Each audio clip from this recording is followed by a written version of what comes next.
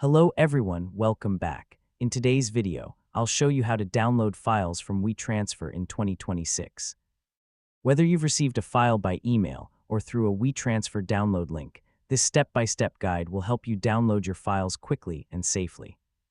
First, open the email or message that contains your WeTransfer link.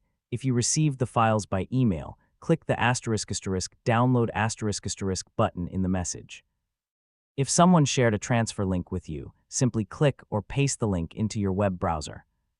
Once the WeTransfer download page opens, you'll see the files that have been shared with you, along with their names and total file size.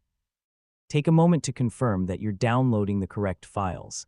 Next, click the **download** button to begin the download. Depending on your browser settings, the files may start downloading immediately, or you may be asked to choose a location on your computer where you want to save them. Select your preferred folder and wait for the download to finish. After the download is complete, open your Downloads folder or the location you selected to access your files.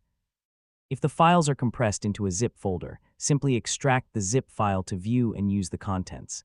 If the download doesn't start or shows an error, first check your internet connection. Then refresh the page and try again. Also, make sure the WeTransfer link hasn't expired, as download links are only available for a limited time.